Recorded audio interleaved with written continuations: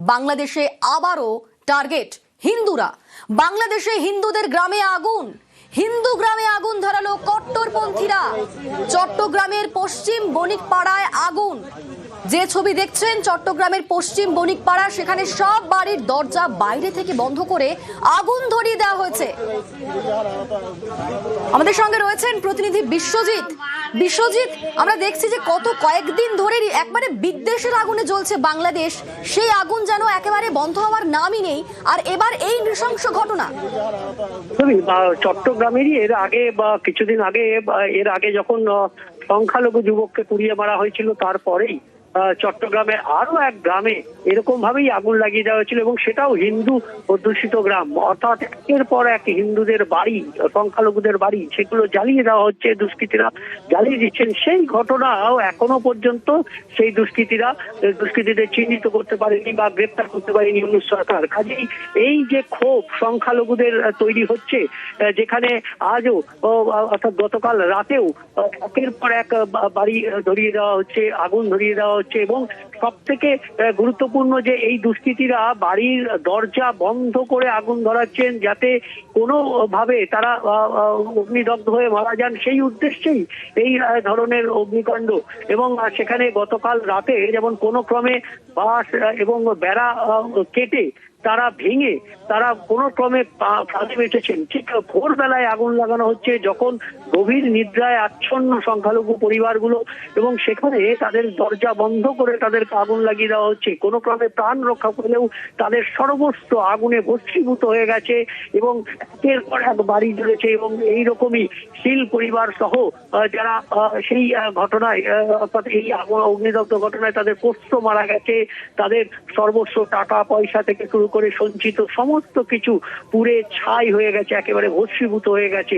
শুধু প্রাণে কোনো রকমে বেঁচে আছেন। আগামীকাল কি খাবেন, আজ কি খাবেন, সেই নিশ্চয়তা নেই। কোথায় থাকবেন, মাথার উপর ছাদ চলে গেছে, সর্বস্ব জামা কাপড় চলে গেছে। শীতের দিনে তাদেরকে এখন একেবারে আতান্তরে পড়েছেন এই হিন্দু পরিবার বা সংখ্যালঘু পরিবার বাংলাদেশে। এবং এই ঘটনা একের পর এক ঘটছে, এবং এর কোনো যে গ্রেপ্তার বা সরকারি বা প্রশাসনিক ভাবে যে পদক্ষেপ, সেই পদক্ষেপ না হওয়াতে আরো বাড়ছে, ক্রমশ দুষ্কৃতি রাজ কার্যত কায়েম হচ্ছে। এবং সেখানে আক্রমণের মূল লক্ষ্য হচ্ছে সংখ্যালঘু পরিবার, একের পর এক হিন্দু পরিবার। আজ যেমন চট্টগ্রামে গতকাল চট্টগ্রামের পশ্চিম বণিকপাড়া রাউজান এলাকা, সেখানে যেমন হয়েছে, এর আগেও হয়েছে।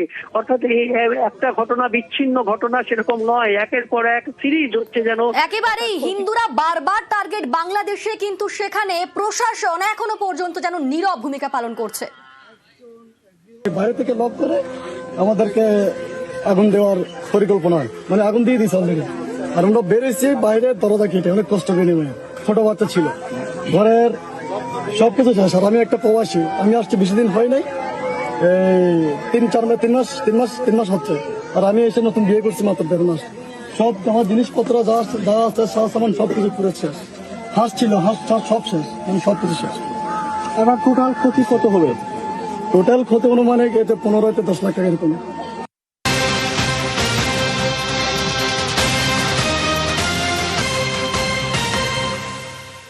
কাঠগড়ায় ইউনূস সরকার, ওসমান বিন হাদির ভাইয়ের বিস্ফোরক দাবি। হাদি হত্যায় ইউনূস প্রশাসনকে দায়ী করে তোপ। ভোট বানচাল করতে হাদি খুন বলে দাবি করছেন ওমর।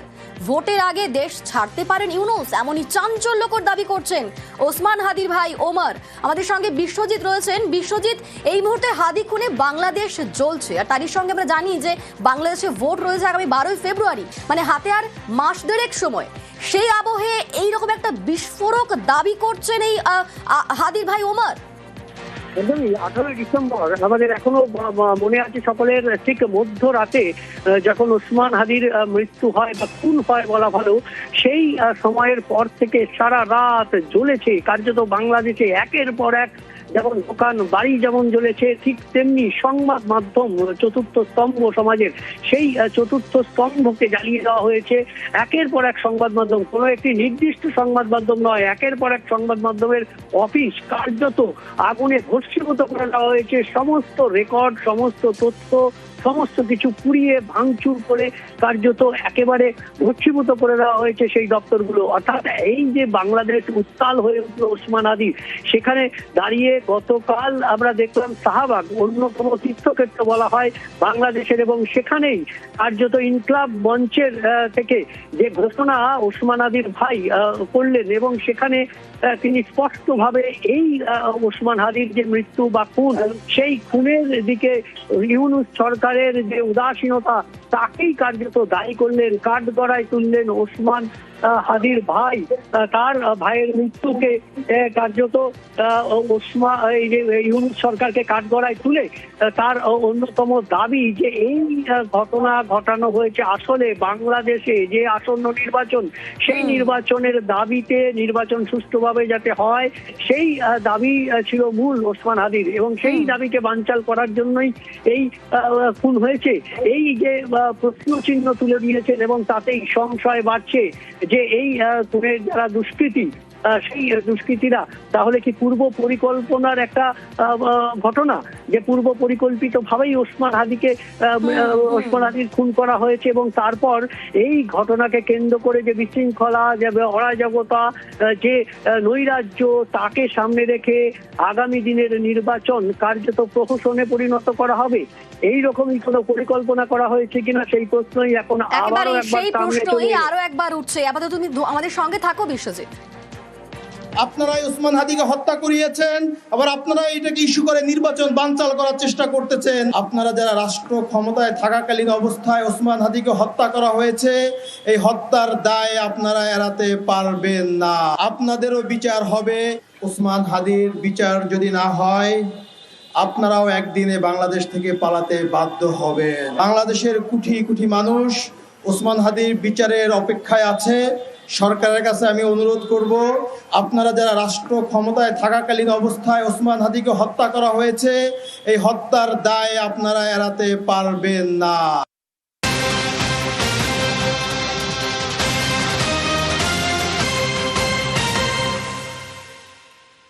17 বছর পর ফিরছেন তারেক রহমান। কাল বাংলাদেশে ফিরছেন বিএনপি নেতা তারেক। খালেদা জিয়ার ছেলে তারেক রহমান আর তারেকের ঘরে ফেরার নিয়ে রীতিমতো পদ্মাপাড়ে উচ্ছ্বাস।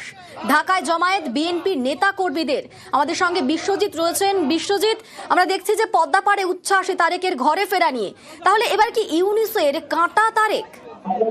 একদমই, দুটো দিক দিয়ে ইউনূস সরকার কার্যত এই তারেক রহমানের ঘরে ফেরা বা তার বাস্তিতে কার্যত দুদিক থেকে যাতাকলে পড়বেন। একদিকে যেমন এই যে নির্বাচনের দাবি, যেটা ওসমান হাদি যেটা তুলেছিলেন, সেই নির্বাচনের দাবি এবং সুষ্ঠুভাবে নির্বাচন, গণতান্ত্রিক নির্বাচনের দাবি যেমন প্রকট হলো, এমনি যে খোলা ময়দান পেয়েছিলেন, অর্থাৎ যে এই ইউনূস সরকার এবং তাদের যারা সংলগ্ন যে সমস্ত পার্টি রয়েছে, তাদের সহায়ক পার্টি রয়েছে, তাদের মূলত বিশেষ করে বাংলাদেশের যারা রাজনীতিবিদ, তারা বলছেন যে এই মৌলবাদী যে রাজনীতি, সেই রাজনীতির যাতে প্রাধান্য, সেটা ইউনূস সরকারকে কেন্দ্র করে এখন সংগঠিত হচ্ছিল। সেই মৌলবাদী রাজনীতি বা ধর্মীয় যে মৌলবাদীকরণ বা ধর্মীয় কেন্দ্রীকরণ করা, সেই রাজনীতিটা অনেকটাই যেন বাধাপ্রাপ্ত হবে। এবং একদিকে বিএনপি একসময় যেখানে অনেক দিন রাজত্ব করেছেন আমরা জানি খালেদা জিয়া, এবং সেই সময়েও গণতান্ত্রিক পদ্ধতিতে ভারত সরকারের সঙ্গে তাদের সম্পর্ক একটা সুন্দর সম্পর্ক ছিল, এবং সেই প্রেক্ষিতে দাঁড়িয়ে তারেক রহমানের ঘরে ফেরা, তারেক রহমানের বাংলাদেশে পা দেবেন আগামীকাল বড়দিনে, কার্যত বড় একটা পদক্ষেপ হতে চলেছে। গণতান্ত্রিক প্রক্রিয়া বাংলাদেশে যদি ফিরতে পারে কিনা সেই বিষয়টা, অর্থাৎ যে নৈরাজ্য, যে বিশৃঙ্খলা চলছে এবং যে ইউনূস সরকারকে কেন্দ্র করে একটা একচ্ছত্র আধিপত্য মৌলবাদীদের যেটা চলছে, সেই জায়গায় অনেকটা বাধাপ্রাপ্ত হবে। এবং যে ভারত বিদ্বেষ, সেই ভারত বিদ্বেষের জায়গা থেকে হয়তো এই নির্বাচনকে কেন্দ্র করে একটা নতুন সরকার গড়ে উঠবে, যে সরকার গণতান্ত্রিক, যে সরকার সংখ্যালঘুদের কে প্রোটেক্ট করবে, সেই ধরনের একটা সরকার যেটা বাংলাদেশের আপামর জনগণ চাইছে। সম্ভাবনা তৈরি হচ্ছে। ধন্যবাদ বিশ্বজিৎ। আর এই নিয়ে কথা বলেছিলাম আন্তর্জাতিক সম্পর্ক বিশেষজ্ঞ রাজা গোপাল ধর চক্রবর্তীর সঙ্গে। তার কি মতামত শুনবো। তারেক যথেষ্ট জনপ্রিয়। এই মুহূর্তে যেহেতু আওয়ামী লীগ নির্বাচনে দাঁড়াতে পারছে না ইউনূসের কাছে, অবাধ এবং শান্তিপূর্ণ নির্বাচন হলে বিএনপি ক্ষমতায় আসবে। যেহেতু বেগম জিয়া অসুস্থ, তাহলে তারেক রহমানই ক্ষমতায় বসবেন, এইটুকু বোঝা যায়। মৌলবাদ যেভাবে পাকিস্তানের মাধ্যম দিয়ে বাংলাদেশে ঢোকার চেষ্টা করছিলেন, সেটাকে উনি একেবারেই অ্যাপ্রুভ করেন না বলে এটা বোঝা যাচ্ছে। উনি একটা স্লোগানও দিয়েছিলেন, বলেছিলেন দিল্লি নয়, পিন্ডি নয়, আমার প্রথম লক্ষ্য হচ্ছে বাংলাদেশ। এটা কিন্তু উনি বলেছেন। স্বাভাবিকভাবে পিন্ডি মানে কেউ রাওয়ালপিন্ডির কথাই বলছেন। যেভাবে ইউনিস চালিয়েছে সেভাবে চলতে চায় না। ভারত সরকার নিশ্চিত যে উনি এলে ভারতের সঙ্গে কোনো সম্পর্ক সেভাবে খারাপ হবে না। যদি তারেক প্রধানমন্ত্রী হয়, সে স্বাভাবিকভাবে এমন একজন মানুষকে চাইবে যে অনেক কম যোগ্যতা সম্পন্ন মানুষ, যাকে নিয়ন্ত্রণ করা যাবে। ইমিগ্রেশন কোনো অত বড় সব পার্সোনালিটিকে প্রেসিডেন্ট হিসেবে সে রাখবে না।